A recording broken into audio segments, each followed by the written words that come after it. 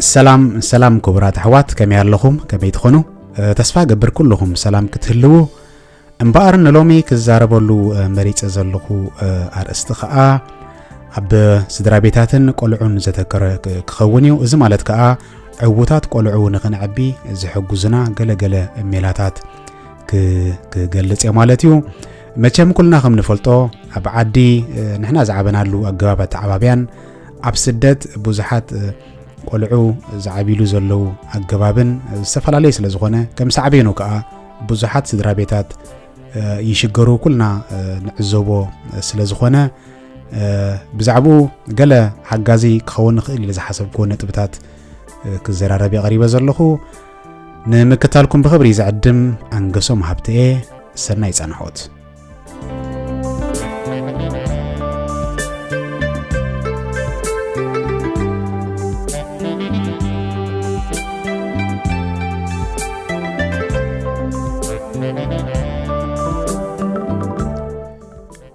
حراين بارزن سعيبه زقربن نطبتات كاب اب هارفارد يونيفرسيتي استغبره ازي سفيح مصنعتي موز وصه وصيت كاب زوصدكون نطبتاتين مسي انبابرانا مسي اكايدنان ازامد ابيله تقم يخيل يبزبلكم مغدي كقربنه ازي مصنعت انتي زبل مجمريا زتقطلو نطبي اتن مجمريا عمتاتنا يزخونه سبويني حدا حصان اب معبالي هانغول يخون اب امراوي اكلاوي محبراون بقعتناي حدا سب ازي وساني زخونه تراين زصاوتا اذا مالت كا حصاننتنا ويتي وحد عمتاتنا حصاننتنا اب دحر اب زهلونا هيوت ازيو عب زخونه وساني ترا كم زصاوتيو اذا نعزبو نخوينا بزحاتون زخونه سب كعبن كلو ناي وصيت ناي سدرابيتو تراي زيكونه ناي تزعبيلو حبرت سب كبابي زتمهرلو بيت تمرتي زتمرالسو بيت امنت ناي بزح فاكتورز وصيتيو اذا مالت كن تزعبي تراز تصاوت اكل تسدرابيتيو سلازي اتوم ولار زلنا درون فولطو نخون اتوم بحجن ولدون كنفولطو اقداسي سلازخونه عوت زخونه ولاد نكهلوكا وي ولادكا بصبو درجه نخبصح كنغبرو زلنا نطبتات انتايو انتلنا از مصنعات زحبرنا انت دا خوينو مچم زخونه قلعه صبق عبن عوت كخونن انت خوينو مجمريا زدليو حغوسيو ويسن امراوي رغاتيو لذي از قلعه عوت كخون حغوس كخون اللو حغوس كخونك حغوس كابي زمنچو انتلنا از مصنعات زخم زحبرو حغوس كاب ماتيريالس زيكون زمنچو كاب فقري زمنچو فقر خا فقر نبرت زيكون وي فقر ماتيريال زيكون فقر سبيو سب انتلنا اوف كورس كاب سدرانا نرخبو فقر خون كاب مصامرتنا كاب عرختنا محازوتنا وي كاب حبرت سبنا مالتي سلازي حدا قلعه عوت كوينو نقعبي تقدميتي مسرتاوي ترليو نطبي فقري مسزركبيا فقر خابي زرخبو انتلنا مسرتو كندي كاب سدرا يزرخبو كم سدرا كنمهرو زلنا نغرات كانتايو فقر كخون نخالوت كفقر اينا كنمهرو زلنا معناتو كيف قره كاب كالوت فقر خركب ايكلني كفقر انت خوينو خا كابانا كاب سدرا فقر خصقب كخلالو معناتو كاب زي بولو كهب ايكلني سلازي نحنا فقرات كنكونالنا افت سدرا بيت نولادنا خا اخول زخونه فقري كنصغبولنا دن ولادنا نخالوت فقري مسلغسه كاب كالوت فقري مس تقبله رجوع زخونه سبن عوت زخونه سبن كخون مسرتاوي نطبي ازيو يبلنا له زي مصنعتي اوف كورس كلنا ولادنا نفقرينا خنبل نخيل نخون لكعيو خاخلنا ولادنا نفقرينا جن ات ديغري يفالاليو من كامن حجز انتايز بلنا زلو زنط بزي اتي نلغسو فقري زي قارص قصالي بقالات نغلصو بتغبار نغلصو unconditional زخونه زي قارص فقري كخون علو مالتيو كلاين ازيو اقداسن نطبي انتيمسي يلولو بزمصنعتي انتيمسي مالت كا مس دقنا زلنا قربت ወይ ምቅርራብ ወይ ጥብቀት ክንብሎ ንኽእል እዚዩ እዚ ማለት ከዓ ምስ ደቅና ማዕረኽ እንደይ ጥቡቕ ዝኾነ ርክብ እዩ ዘለና ደቅና ማዕረኽ እንደይ ንፈልጦም እሶም ከማዕረኽ እንደይ ይፈልጡና ምስ ደቅና ንሕልፎ ግዜ ከመይ ዝበል እዩ ሰሪሕና ገንዘብ ክንገብረሎም ወይ ማይ ምግብን መጽለልን ክንቅርበሎም ጥራይ እኹል ድዩ ወላድ ምዃን ጥራይ እኹል ድዩ ወላድ ምዃንን ኣቦ ወይ ኣደ ምዃንን ፍልሊ ኣለዎ ስለዚ እቲ ሓቀኛ ናይ ልክዕ ወላዲ ክንከውን ኣይምን ኣቦ ወይ ኣደ ክንከውን እንተደኣ ኮይና ምስ ደቅና ወይ ምስ ወላድና ዘለና ቅርበት ብጣዕሚ ወሳኒ እዩ መዓልታዊ ድዩ ዋላ ዝተወሰነ ግዜ ምስ ደቅና ምዕላል ኩነታቶም ምፍላጥ ኣብ ልዕሊኦም ዘለና ተገዳስነት ምግላጽ ኣገዳሲ እዩ እዚ ኸ ብኸመይ ክንገብሮ ንኽእል እንተይልና መዓልታዊ ኣብ ትምህርቲ ውዒሎም ኣብ ዝመጽሉ ትምህርቲ ኸመይ ከም ዝወዓለ ክናሓቶም ክስቶ ወደይ ከመይ ውዒልካ ከመይ ውዒልኪ ትምህርቲ ኸመይ ነይሩ እንታይ ነይሩ ሓድሽ ነገር እንታይ ጌርኩም ብዛዕባ ዝገበርዎ ነገራት ብዛዕባ ዝወዓልዎ ነገራት ክንሓቶም ከለና ኣብ ልዕሊኦም ዘለና ተገዳስነት ኣብ ልዕሊኦም ዘለና ፍቕሪ እዩ ዘርኢ እዚ ማለት ከዓ ንሕና ይርዳእና ንኸውን ምናልባት እምበር ኣብ ስነኣምራዊ ዕብየት ናይ ደቅና ወይ ናይዞም ህፃናት ኣዝዩ ዓቢ ተራ እዩ ዝፃወት ባዮሎጂካሊ እዚ ክንገልጾ ከለና ሓደ መጽናዕቲ ካልእ መጽናዕቲ ኢንፋክት እንታይ እዩ ዝገልጽ ምስ ወለዶም ጥቡቕ ዝኾነ ዝምድና ዘለዎም ቆልዑ ንኣብነት ሓደ ቆልዓ ምስ ወላዲኡ ምስ ወላዲቱ ጥቡቕ ዝኾነ ዝምድና ክህልዎን ከሎ ኣካላቱ ሰረቶኒን ዝበሃል ሆርሞን ብብዝሒ የመንጩ እዚ ሆርሞን እዚ ከዓ ሕጉሳት ክንከውን ዓቢ ተራ እዩ ዝፃወት ሕጉሳት ክንከውን ከለና ከዓ እቲ ኣካላትና ዝያዳ ፕሮዳክቲቭ ይኸውን ማለት እዩ ስለዚ ብዓይኒ ቆልዓ እንድሕር ጠሚትናዮ ሓደ ቆልዓ ምስ ወለዱ ጥቡቕ ርክብ ክህልዎን ከሎ ኣካላቱ ብብዝሒ ሰረቶኒን ፕሮዲስ ይገብር እዚ ሆርሞን እዚ ከዓ ኣካላቱ ሕጉስ ከም ዝኸውን ይገብር ኣካላቱ ሕጉስ ክኸውን ከሎ ከዓ ትናቱ ብሬን ዴቨሎፕመንት ወይ ዕብየት ናይ ሓንጎሉ ወይ ምዕባለ ናይ ሓንጎሉ ቁልጡፉን ብሉጽን ይኸውን ስለዚ እዚ ምስ ውላድካ ክህልወካ ዝኽእል ጥብቀት ኣብ ዕብየት እምሮን ሓንጎልን ስነኣምራዊ ይኹን ሶሻል ፊዚካል ዴቨሎፕመንት ናይ ሓደ ህፃን ኣዝዩ ወሳኒ ተራ ስለ ዝፃወት ብጥብቂ ክንጥቀመሉ ኣገዳሲ እዩ ስለዚ ብዝተኻእለ መጠን ምስ ውላድና ጥቡቕ ርክብ ክህልወና ኣለዎ ብዝተኻእለ መጠን ዓርኪ ወይ መሓዛ ውላድና ክንከውን ኣለና እዚ ማለት ከዓ ኣብ ልዕሊኦም ዘለና ተገዳስነት ኩሉ ግዜ ንዕኦም ከም ዘለና ወይ ናቶም ዋልታ ምዃንና ናይ ኩሉ ነገር ተኸታተልቲ ናቶም ምዃንና ከም ዝፈልጡ ይገብሮም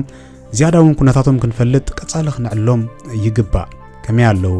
ሓሳባቶም ንሰምዕ ይህን ትብል ዘለዎ ኩነታት ብጥቡቕ ምፍላጥ ኣገዳሲ እዩ እኹል ማይን ምግብን ምቕራብ ጥራይ ዘይኮነ ከም ማሓዛኻ ከም ዓርክኻ ጌርካ ግዜ ሂብካ ክትዕልሎም ከለኻ ስነኣምራዊ ዝፈጥረሎም ዕብየትን ሓገዝን ቀሊል ስለ ዘይኮነ ብዝተኻእለ መጠን ክንፈልጦም ጽቡቕ ጌርና ክንቀርቦም ጽቡቕ ጌርና ናባና ክንቐርቦምን ዓርክና ወይ ማሓዛና ክንገብሮምን ኣገዳሲ እዩ እንታይ እየ ዝብል ዘለኹ ምናልባት ኣብ ዓድና ዝዓበናሉ ኣገባብ ኣተዓባብያ ዝተፈለየ ክኸውን ይኽእል ኣብዚ ግን እዞም ህፃናት እዚኦም እቲ ኣብ ገዛ ካባና ዝረኽብዎ ጽቡቕ ነገራት ጥራይ ዘይኮነ ኣብ ደገ ዘጋጥሞም ቡድሆታት ኣሎ ዓበይቲ ቡድሆታት ከባቢኦም ጸልዎም ዝኸድዎ ቤት ትምህርቲ ይጸልዎም ዓርከ ማሓዝኦም ጸልዎም ምስ መን ውዕለው ኣይንፈልጥን ዝረኽቦም ኣብ ደገ ነገራት ኣይንፈልጥን ስለዚ ብዝተኻእለ መጠን ዕርኽቶም ክንፈልጥ ኩነታቶም ክንፈልጥ ዝኸድሉ ቤት ትምህርቲ እንታይ ኣብ ከመይ ኩነታት ኣለዉ ክንፈልጥ ኣገዳሲ እዩ ክፉታት እውን ክንከውን ኣለና ንዕላሎም ክፉታት ኮይና ዘለዉ ኩነታት ምፍላጥ ኣድላይ እዩ ምናልባት ዕድሚኦም ምስ ኣኸለ ንሕና ሓደ ህፃን ወይ ሓደ ሰብ ምስ ጎበዘ ወዲ 15 ወዲ 16 ዓመት ምስ ኮነ ዓርከ ማሓዛ ክሕዝ ወይ ከፍቅር ንጽበዮ ንኸውን ኣብዚ ዘለና ኩነታት ግን ከምኡ ይኮነን ዝገርመኩም ነገር ወዲ 6 ዓመት ከለሁን ክፈቱ ይኽእል እዩ ወዲ 8 ወዲ 10 ዓመት ከሎ ክፈቱ ይኽእል እዩ እዚ ነገራት ዝምፍላጥ ኣገዳሲ እዩ ስለዚ ብዝተኻእለ መጠን as early as possible ናትና ፍሬንድስ ክንገብሮም ናትና ማሓዙት ክንገብሮም ክንቃለስ ኣለና እዚ ኸ ጽባሕ ንግሆ ዝሕጉስ ስለ ዝኾነ ብዝተኻእለ መጠን ግዜ ክንቦምን ምስኦም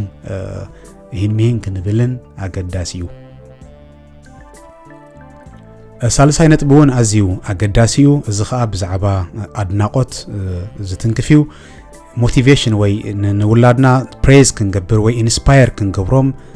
ዓበተራ እዩ ዘለዎ ዝኾነ ሰብ ዋላ ብዓበይት እንተሓሲብናዮ ካልኦት ሰባት ሞራል ደገፍ ክረክብ እንከሎ ዝስምዖ ነገራት ፍሉጥ እዩ ስለዚ ልክ ከምቲ ናይ ዓበይቲ ኣብ ቆልዑ እውን ዝያዳ ጥቕሚ እዩ ዘለዎ ስለዚ ንውላድካ ኣድናቆትካ ክትገልጸሉ ከለኻ ዋው እናበልካቲ ትሪኦ ነገራት ኣብኡ ዘለካ ኣረኣያ ፖዚቲቭ ምዃኑ ክትሪኦ እንከለኻ ኣብ ስነኣምራዊ ዕቤት ናቱ ኣብ ናይ ሓንጎሉ ዕቤት ኣዝዩ ዓበተራ ስለ ዘለዎ ንናቱ ሰልፍ ኮንፊደንስ ናቱ ሰልፍ እስቲም ቡስት ስለ ዝገብር ስለ ዘዕብዮ እቲ ጥቕሚ ቀሊልና ክንሪኦ የብልናን ስለዚ ብዝተኻእለ መጠን ቀጻሊ ዋላ መዓልታዊ ዋላ ብሰዓት እንተኮይኑ እውን ምሳና ኣብ ዘለውሉ ግዜ ኣብ ልዕሊኦም ዘለና ኣድናቆት ክንገልጽ ኣገዳሲ እዩ እዚ ማለተይ ግን ትሮፖ እውን ክበዝሕ ጽቡቕ ኣይኮነን ምክንያቱ ኣብ ገለገለ ቆልዑ እንተተዓዚብናዮ ሞር ናብ ትዕቢት እውን ክወስዶም ስለ ዝኽእል ናብ ነቐጸት እውን ክወስዶም ስለ ዝኽእል ሚዛኑ ብዝሓለዎ መገዲ ኣድናቆትና ክንገልጸሎም ኢንስፓየር ክንገብሮም ኣገዳሲ እዩ ብተዛዋሪ ዝናቶም እቲ sense of security and strength ስለ ዘመሓይሾ እዚ ብዝተኻእለ መጠን ተገዲስና ክንሰርሓሉ ኣድላይ ይኸውን ካልእ ነጥቢ ብዛዕባ ፕላኒንግ እዩ ብዛዕባ ፕላኒንግ ማለት ብዛዕባ መደብ ምንባር ማለት እዩ ኣናብራና መብዛሕትኡ ግዜ እንተስውዒልናሉ ኣብ ዝናትና ናይ ኤርትራውያን ይኹን ብሓፈሻ ናይ ሓበሻ ናብራ ክንሪኦ ከለና ካብ ብመደብ ንጓዓዞ ወይ ብመደብ ንነብሮ ንእግረ መንገድና ንነብሮ እዩ ዝበዝሕ እዚ ከዓ ንዓና ብዘይርዳእና መገዲ ኣብቶም ንዕብዮም ውላድ ኣዝዩ ኣሉታዊ ዝኾነ ጽልዋ እዩ ዝፈጥር ስለዚ ብዝተኻእለ መጠን ብፕላን ክንነብር ብመደብ ክንጓዓዝ እዩ እቲ ዝሓሸ ፕላን ክንብል ከለና መሰረታዊ ነገር ኣብ ገዛ ንገብሮ ኣመጋግባ ናይ ውላድካ መዓስ ምገብ እንታይ ምገብ ብልክዕ ምፍላጥ ኣገዳሲ እዩ ኣበናይ ሰዓት ድቅስ ክንደይ ሰዓት ድቅስ ኣሎ ሲሪየስ ዝኾነ ሕግታት ክህልወካ እንትኽኢሉ ኣብ ገዛ ኣገዳሲ እዩ ካልእ ዝገብርዎ ኣክቲቪቲስ እንታይ ዓይነት ንጥፈታት ዝገብሩ ኣብ ገዛ ደገ ወፂኦም ወክ ገብሩ ድዮም ወይ ናይ ምስ ዕርክቶም ዘሕልፍዎ ግዜ ኣለዎም ድዩ ናይ መጽናዕቲ ግዜ ኣበናይ ሰዓት እዮም መጽሓፍ ዘንብቡ ወይ ናይ ገዛ ኣሳይመንት ክህልዎም ከሎ ዝሰርሕሉ ብጣዕሚ ኣገዳሲ ዝኾነ ነጥብታት እዩ ስለዚ ብዝተኻእለ መጠን እዚ ነገራት ክንሕልዎ ኣለና ካልእ ብጣዕሚ ኣሸጋሪ ዝኾነ ነጥቢ ብዝሕጂ ግዜ እዚ ኤሌክትሮኒክ ዲቫይስስ እዩ ቴሌፎን ንበል ቲቪ ጌምስ ክጻወቱ ኣዝዮም ብዙሓት ቆልዑ ከምዚ ዓይነት ኣዲክሽን ኣትዮም ኣለው እዚ ማለት ከዓ ልክ ሓደ ህፃን ከምቲ ሽጋራ ክስሕብ ዘይትደልዮ እዚ ኤሌክትሮኒክ ዲቫይሱን ክትጥቀም ክትደልዮ ይብልካን ምክንያቱ ተመሳሳሊ ዓይነት ናይ ወልፊ ሓይሊ እዩ ዘለዎ ስለዚ ብዝተኻእለ መጠን ካብ ኤሌክትሮኒክ ዲቫይስ ክነርሕቆም ኣለና ልክዕዩ እቲ ጌም ምጽዋት ካልእ ነገራት ኣብ እምሮኦም ጽቡቕ ሓገዝ ኣለዎ እንተኾነ እንተበዚሑ ግን ኩሉ ግዜ ሓሳይ ስለ ዝኾነ ኣብ መዓልቲ ንክንደይ ደቃይቕ ወይ ንክንደይ ግዜ ከምኡ ዓይነት ፍቃድ ንቦም ክንፈልጥ ክንክእል ኣለና እዚ ማለት ግን ንሕና እንተዘይጌርናዮ ግበርዎ ክንብሎም ረትዓዊ ይኮነን ንሕና ኣብ ሶሻል ሚዲያ ተገቲርና እንድሕንውዕል ኣለና ሙቪ ካብ ሙቪ ክንቀያየር ክንርኢ እንድሕር ቢዚ ንኸውን ኣለና ንሕና ዘይገበርናየን ውላድና ግበሮ ክንብል ፌር ኣይኮነን ኣይሰርሕን ይውን ስለዚ ብኤግዛምፕል ኢና ክንመርሕ ዘለና ንሕና ሞዴል ዘይኮንናዮ ንሕና ኣብነት ዘይኮንናዮ ውላድ እንተተጋገየ ዝኽፋእ ኣይኮነን ስለዚ መጀመርያ ንሕና ክንገብሮ ኣለና ንሕና ናይ ምንባብ ልምዲ እንድሕር ኣለና ውላድና ክንብብ እዩ ንሕና ናይ ኤክሰርሳይዝ ኹን ናይ ሄልዝ ዝኾነ ኣመጋግባ ኹን ኣነባብራ እንድሕር ኣለና ውላድና ነዚ ክስዕብ እዩ ስለዚ ተቀዳማይ ክንገብሮ ዝግባአና ነገር ንሕና እቲ ቁኑዕ ነገራት ክንገብር ኣለና ኣብ ሶሻል ሚዲያ ግዜ ሰዓታት ምጥፋእ ትርጉም የብሉን ቀዳምነት ክንገብሮ ዝግባአና ኣብ ገዛና ንገብሮ ነገራት እዩ እቲ ክንኮኖ ዝግባአና ነው ለውጢ ትንደልዮ ነገራት ባዕልና ክንኮኖ መጀመርያ ስለ ዘለና እዚ ነጥብ እዚ ኣዝዩ ኣገዳሲ ነጥቢ እዩ ሓሙሻይ ነጥቢ ምስ ናትና መጻምድ ዝተኣሳሰር እዩ እዚ ማለት ከዓ ሓድሕድ ምድግጋፍ ንውላድካ ምስ ካልኦት ሰባት ሓቢሩ ናይ ምስራሕ ልምዲ ከተማዕብለሉ እንተኾንካ እስኻ እውን ምስ ብጻይካ ወይ ምስ ብጻይትካ ሓቢርካ ናይ ምስራሕ ልምዲ ክህልወካ ክኽእል ኣለዎ እዚ መጽናዕቲ ከም ዝሕብሮ ኣብ ዳሕራዊ ህይወቶም ወይ ኣዳልት ምስኮኑ ዕዉት ፕሮፌሽናል ስቶሪ ዘለዎም ሰባት ብናእሽቶም ዝጀመርዎ እዩ ይብል እዚ ማለት እንታዩ ብናእሽቶም ኣብ ገዞም ኣክቲቪቲስ ናይ ምግባር ልምዲ ዝነበሮም ሰባት ድሓር ኣብ ዝቕጽል ህይወቶም ዕውታት ክኾኑ ወይ ኣብ ጽቡቕ ደረጃ ፕሮፌሽን ንኽበጽሑ ኣይሽገሩን እዮም ይብል እዚ ሕጂ እንታይና ክንገብር ዘለና ኣብ ገዛ ሓድሕድና ክንደጋገፍ ከለና ሓድሕድና ሓቢርና ክንሰርሕ ከለና ንዕኦም ነስርጸሎም መልእኽቲ ኣሎ እሶም እውን ምስ ካልኦት ሓቢሮም ክሰርሑ ኣብ ገዛ እውን ናቶም ስራሕ ክሰርሑ ክነፍቅደሎም ኣለና ሲምፕል ዝኾነ ንኣብነት ክሽና ሓሊፍካ እንድሕር ኩክ ትገብር ኣለኻ ንስኻ ክሕግዘካ ክተፍቅደሉ ወይ ክተፍቅደላ ኣለካ እዚ ጽባሕ ንግሆ እቲ ውጽኢት ናይ ቲም ወርክ ማዕረኽ እንደ ኣገዳሲ ምዃኑ እናፈለጡ ስለ ዝዓብዩ ንኣሽቱ ነገራት ምስራሕ ስለ ዝጅምሩ ብናእሽቶም ድሓር ንዓብዩ ምስከዱ ዓበይቲ ነገራት ምስራሕ ኣይሽገሩን እዮም እቲ ናቶም ኣበርክቶ እውን ካብ ናእሽቶም ኣገዳሲ ኢሎም ስለ ዝሓስቡ ምስ ዓበዩ እውን ኣብ ዓለም ዝህልዎም ኣብ ሕብረተሰብ ዝህልዎም ኣብ ሓፈሻዊ ኩነታት ዝህልዎም ኣበርክቶ ወይ ኮንትሪቢሽን ኣዝዩ ኣገዳሲ ምዃኑ ስለ ዝኣምኑ ከምኡ ንኽገብሩ ሞቲቬሽን ኣለዎም ኩሉ ግዜ ስለዚ ብናእሽቶም ናይ ስራሕ ልምዲ ክነርእዮም እንተኾይና ኣብ ገዛ ንሕና እውን ክንሰርሕን ክነደጋገፍን ክነርእዮም ክንክእል ኣለና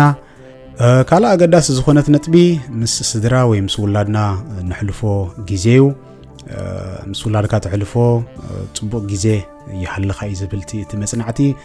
እዚ ማለት ከዓ እዚ ኩሉ ክንገልጾ ዝጸናሕና ነጥብታት ክውን ክኸውን እንተኾይኑ ምስ ደቅና ወይ ምስ ውላድና እንሕልፎ ጽቡቕ ግዜ ክህልወና ክኽእል ኣለዎ እዚ ብኸመይ ክንገብሮ ንኽእል እንተልና ኣብ ገዛ ክኸውን ንኽእል ኣብ ገዛ ሓቢርካ ዝኾነ ኣክቲቪቲ ምግባር ናቶም ስራሕ ምስራሕ ድዩ ምስኦም ምጽዋት ኣብ ዝገብርዎ ናይ ትምህርቲ ነገራት ወይ ናይ ገዛ ኣሳይመንት ክህልዎም ከሎ ምስኦም ምስራሕ ምስኦም ምዕላል ክኸውን ንኽእል ካብኡ ወጻኢ ካልእ እውን ምስኦም ሓቢርካ ነደገ ምውፃእ ንኣብነት ኣብ ናይ ቆልዑ ናይ ሪክሬሽን ሰንተርስ ሒዝካዮም ምኻድ ናይ ቆልዑ መጻወቲ ፓርክስ ሒዝካዮም ምኻድ ምስኦም ምጽዋት እሶም ዝፈትዎ ዓይነት ስፖርት ምስኦም ምጽዋት ካልእ እውን ደገ ወፂኻ ምስኦም ሻሂ ምስታይ ናይ ምዝንጋዕ ቦታታት ምኻድ ኣገዳሲ እዩ ንሕና መብዛሕትኡ ንጥቀመሉ ልምዲ ይኮነን እዚ ኣብ ገዛ ንሕልፎ ግዜ እዩ ዝበዝሐ ግን ምስቶም መንጽሮም ምስኦም ዝመሃሩ ሰባት ክንሪኦ ከለና ኣዝዮም ምጉቶት እዮም ብጻዮም እንድሕር ኣብ ዝተፈላለየ ናይ ዕረፍቲ ቦታታት ዝኸይድ ኮይኑ ምስድሩ እንድሕር ወጽእ ኮይኑ በንጻሩ እቶም ናትና ውላድ እንድሕር ካብ ከምዚ ዝተቆጠቡ ኮይኖም ወይ ከምዚ ዓይነት ነገራት እንድሕር ዘይረኽቡ ኮይኖም ስነ ኣእምራዊ ሃስያ ናይቲ ጉዳይ ኣዝዩ ከቢድ ስለ ዝኾነ እዞም ነገራት እዚኦም ኣስተውዒልና ክንገብሮም ትኽእልና ኣገዳሲ እዩ ዝበዛሕና ሰባት ከምዚ ኩነታትና ትናብራና ስለዘይፍቅደልና ምስ ውላድካ ምስ ስድራኻ ንቫኬሽን ናይ ምውፃእ ልምዲ ብዙሕ የብልናን ግን ክንገብሮ እንተኽኢልና ሴቪንግ ናገበርካ ድዩ በቃ ጽምም ኢልካ እንድሕር ክትገብሮ ትኽእል ኮንካ ኣብ ስነ ኣእምራዊ ዕቤት ይኹን ኣብ ደረጃ ብልሕና ይትቆልዓ ስነ ኣእምራዊ ማሕበራዊ ኣካላዊ ዕቤት ናይቲ ህፃን ኣዝዩ ዓቢ ተራ ስለ ዘለዎ ጽባሕ ንግሆ ዝሕጉሰና ክኸውን ይኽእል እዩ ስለዚ ኣቓልቦ ክንህቦ ኣገዳሲዩ ካልእ ምዝ ዝተኣሰር ናይ መወዳእታ ነጥቢ እንታይ ኣሎ መብዛሕትአና ወለዲ ኣባና እዚ ኣብ ዋላ ብጻዕዱ ዝርአ ባህሪ እዩ እቶም ደቅና ንሕና እንደልዮ ክኾኑልና ኢና ንደሊ ንዓና እውን ስድራና መብዛሕትኦም ከምኦም ዕብዮምና ክበሃል ዝከኣል ስድራኻ ዝደልዮ ነገር ኢኻ ትገብር ስድራኻ ንፉዕ ተማሃራይ ክትኮነሉ እንድሕር ደልዩ ብኡ ትኸይድ በቃ ትምህርቲ ንፋዕ ይብለካ ገለ ስድራ ነጋዳይ ክትኮነሉ እንተደልዩ ብኡ ትኸይድ ገለ ስድራ ሓራስታይ ጓሳ ክትኮነሉ እንድሕር ደልዩ ኮሚና ዓቢና መብዛሕትእና እትካል ዘለዎ ሰብ ኣብቲ ትካል ክሰርሓሉ እዩ ዝደልየካ እምበር ትምህርቲ ኸይድካ ክትነፍዓሉ ኣይደልን እዩ ሕጂ ብዙሕ ስድራ ጌጋ ይግበር እዩ ስለዚ እንታይ ዝብል ዘለኹ ንሕና እንደደልዮ ዘይኮና ክኾኑልና ዘለዎም እቲ ናቶም ሆቢ እቲ ናቶም ዝምባለ ኢና ክነለሊ ዘለና መጀመርያ ነዚ ነገር ኣስተውዒልና እንድሕር ኣጽኒዕናዮ ናትና ስራሕ ሽዑ ንዕኦም ኣብቲ ናቶም ዝምባለን ምድጋፍ እዩ ክኸውን ዘለዎ እምበር በቲ ናትና መገዲ ክኸዱልና ክንግድዶም የብልናን ነቶም ዝምባለ ክነጽንዖም ኣለና ግዜ ሂብና ክነስዕለሎም ኣለና ሓደ ሰብ ግድን ኣይኮነን ኣብ ትምህርቲ ብሉጽ ክኸውን ወይ ሓደ ሰብ ግድን ኣይኮነን ኣብ ሓደ ቶፕ ዩኒቨርሲቲ ግራጁዌት ክገብር ናይ ሙዚቃ ዝምባለ ክህልዎ ይኽእል ናይ ስፖርት ዝምባለ ክህልዎ ይኽእል ኣብ ካልእ ዓውዲ ዝምባለ ክህልዎ ይኽእል ናይ ኣርት ዝምባለ ክህልዎ ይኽእል ስለዚ ትናቱ ዝምባለ ኣለሊኻ ኢኻ ኣብኡ እቲ ናቱ best version ክኸውን support ክትገብሮ ዘለካ እምበር ብናትና ክንግድዶም ቅኖ ኣይኮነን ስለዚ ከነስተውዕለሉ ኣገዳሲዩ ካልእ ንዝብልዎ ነገራት ሪስፔክት ምግባር ንሓሳባቶም ንኽገልጹ ሞቲቬት ክንገብሮም እቲ ናቶም እቲ ፍሪደም ኦፍ ኤክስፕሬሽን ክንህቦም ትዕድል ክንህቦም ክንዛረቡ ሓሳባቶም ርእይቶኦም ክህቡ ክንሰምዖም እቲ ናቶም ርእይቶን እቲ ናቶም ቫልዩን ሪስፔክት ከም ንገብር ስለ ዘርእዮም ከምዚ ዓይነት ነገራት ቀጻሊ ክንገብሮ እንተኽኢልና ዝበለጸ እዩ እታ ናይ ሶሻል ሚድያ ሕጂ እውን ደጊመ ክጽቕጥላ ሓደራ ካብ ሞር ኣብ ኤሌክትሮኒክ ዲቫይስ ግዜ ዘጥፍኡ ምሳና ግዜ ከጥፍኡ ምስ መጽሓፍቲ ግዜ ከጥፍኡ ከም ዘለዎም ክንገብር ኣገዳሲ እዩ ካልእ ክበሃል ዝግባኦ ብዙሕ ነጥብታት ክህሉ ክእል እዩ ነዛ ናይ ሎም መዓልቲ ግን ከይትነውሓና በዚአን ክውድኤ ክትሰምዑኒ ስለ ዝጸናሕኩም ክብረት ሃበለይ ብልቢ የመስግን እዛ ቪድዮ ንካልኦት ሰባት ክትሕግዝ ትኽእል ያልኩም እንተሓሲብኩም ምስ ካልኦት ኣሕዋት ሼር ክትብልዋ በትሕትና ከዘኻኽር ደሊ ደጊመ ኣብ ካልእ ቪድዮ ብካልእ ትሕዝቶ ክሳብ ንራኸብ ሰሰናዩ ምን የብልኩም ሻሎም